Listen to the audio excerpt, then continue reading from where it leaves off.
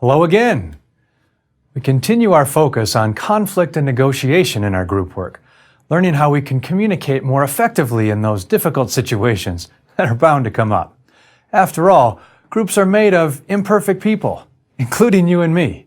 So we have to develop the capacity to address our conflicts productively so we can move forward and accomplish the important work our groups were created for in the first place.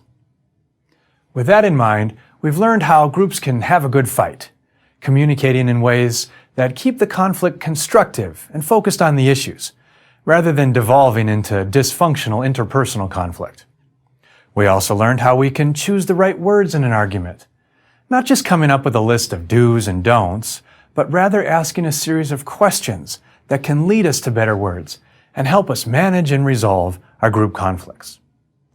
Now we want to consider those situations where you and your group members have to reach consensus on a single decision or a single course of action. Yet there are many different ideas and interests among the group, and not everyone can get everything that they want. You know there's something you want in and from your group, but you also know it's at odds with what other people want. You can't simply impose your will. You have to negotiate. Like when there are competing notions of what initiatives to pursue with your remaining budget. Or you realize that in order to accomplish something you want, it will depend on assistance or support from some other group member, and it's not something they want to do. Or you realize you have the opportunity to gain something you want because someone else is trying to achieve something that will depend on your support. Whatever the case, these situations call for negotiation. Getting things done with and through the consent of other people, because you don't have the capacity to do it on your own. But if we don't recognize the need or the opportunity to negotiate, we'll likely default to positional bargaining, where it just becomes a contest of wills, where everyone is more concerned about saving face and protecting their reputation rather than creating value for all parties involved.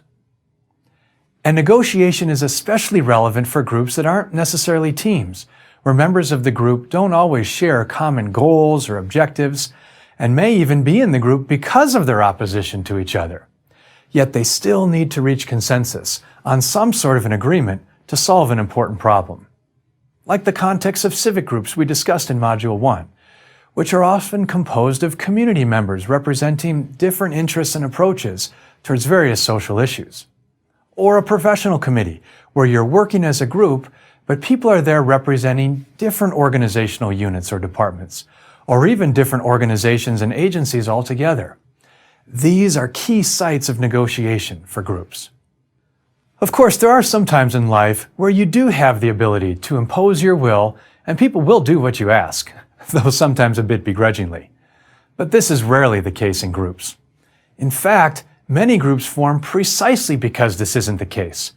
There's a general recognition that we can't accomplish whatever it is we're working on unless we reach agreement among several people or representatives with different perspectives. So you should probably assume that negotiation is going to be a normal part of your group deliberations, and a skill you need to develop if you're going to be a competent group member and have successful group experiences. The good news is that negotiation is a skill that can be learned, practiced, and improved. And there's a wealth of research and writing on effective negotiation skills. One of my favorite resources is Fisher and Urey's classic book called Getting to Yes. I'm going to weave together the key insights from their book, as well as my own experiences, to help enhance our understanding of effective negotiation for our group work. Let's start with 4 key concepts we need to consider in any negotiation situation: problems, interests, options, and standards. These are the basic components of principled negotiation developed by Fisher and Urey. First, as best we can, we need to separate the problem from the people. The difficulty with so many negotiations is that the issues are entangled with the people involved, and it's very difficult to keep them separate. When my new idea or suggested alternative is criticized by my other group members, just the kind of dissent and debate we need to make good group decisions, it's really hard not to take it personally. But that's exactly what we must do if we want to have a successful negotiation. And we have to keep working at it. You have to develop the maturity to say to yourself, okay, it might seem like I'm being attacked personally, but this issue really is about some other problem beyond me, and I'm going to stay focused on that. You might have to take the initiative in your group to explicitly say, hey, let's keep our conversation focused on the problem we're trying to solve, not the people involved. Second, we need to focus on interests, not positions. Usually what we want in a situation is just a particular manifestation of a deeper interest, why we want it in the first place. And we fail to realize that there may be multiple positions that would enable us to achieve that interest. More than one what can address the underlying why. The classic example is two chefs fighting over the last orange in the kitchen. Each chef believes their only viable position is to get the orange. And it's a zero-sum game. Either someone gets the full orange and someone gets nothing, or they compromise and cut it in half. So each chef ends up with an inferior outcome. But if we dig deeper and look at their underlying interests, we realize that one chef wants the orange for the juice to make his renowned sauce, and the other chef wants the peel to complete the batter for her famous cake. So they agree that one chef gets the full peel and the other chef gets all the orange juice. Turns out there are alternative positions that allow each chef to realize their interests in this situation. That's what we have to do in our group negotiations. Focus more on underlying interests so we can discover more positions that will enable those interests to be satisfied. Third, we need to create multiple options for mutual gains before making a final decision. We already know from Module 2 that a key practice for making good group decisions is considering multiple alternatives, and the same is true for effective negotiation.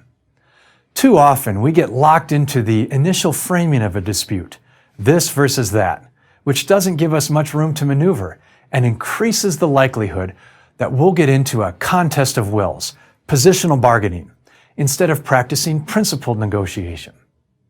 So when you realize you're in a negotiation situation, take the initiative to say, let's put a few more options on the table, just so we can see how everything compares.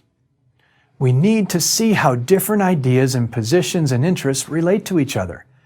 And often this leads to a breakthrough as we see things from a fresh perspective that we didn't consider initially.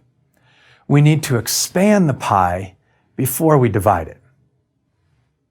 And fourth, we need to insist that the results of your negotiation be based on some objective standard.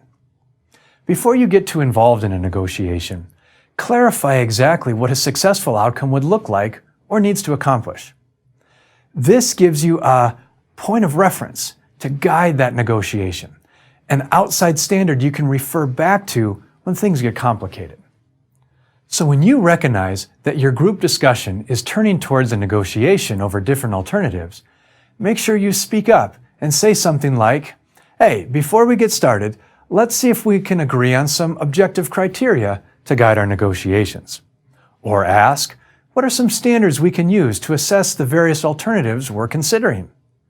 This will be different for every group and every situation, but some common criteria are things like professional standards, historical precedent, tradition, scientific judgment, efficiency, equality, reciprocity, market value, and cost. Without some objective standard, your negotiation can quickly turn into a contest of wills, with each side simply trying to impose their will rather than pursuing mutual gain for all parties involved. So those are 4 key concepts of principled negotiation we need to stay focused on: problems, interests, options, and standards. Furthermore, effective negotiation requires that we always keep in mind our BATNA, our best alternative to a negotiated agreement. Of course, you're hoping to reach a negotiated agreement, but do you know what's at stake if you don't? One of the biggest negotiation mistakes people make is not thinking about their alternatives. This increases the chance that we might accept an inferior alternative that we didn't have to, or that we reject an alternative we really should have accepted. If you don't have a good alternative apart from negotiating, you need to reach an agreement and probably have to be willing to accept some concessions. It's not ideal, but it's better than you would have gotten if you didn't negotiate. On the other hand, if your current situation is pretty good, you can try to get more from the negotiation. Or you don't have to give in to extra demands because there's not much at stake if the negotiation doesn't work out.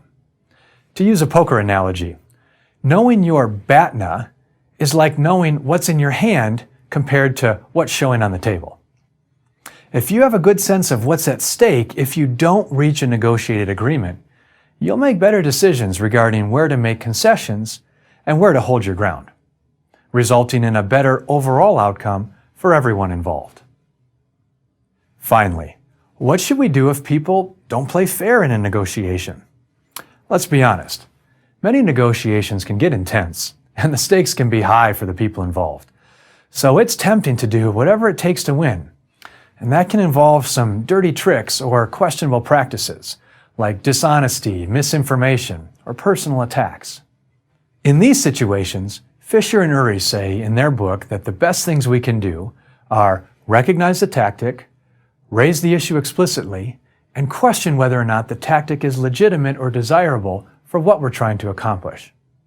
The truth is that most people are willing to engage in principled negotiation, even if it doesn't appear so at first. Some people simply are not aware of the principled negotiation practices we've discussed.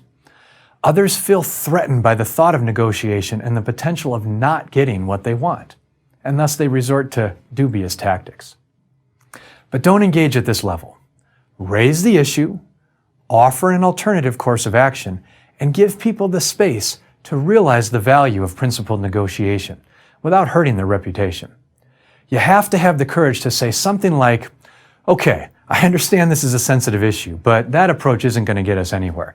Let's stay focused on the main issue here and see if we can reach a decision that's good for all of us."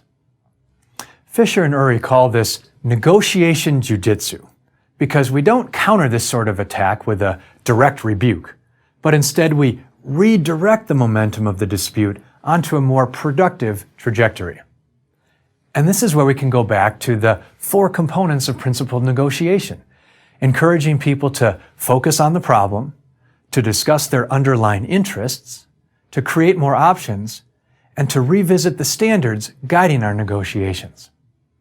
None of this is a guarantee against dirty tricks. There may be times we simply have to walk away, but it will increase the likelihood of better outcomes more often.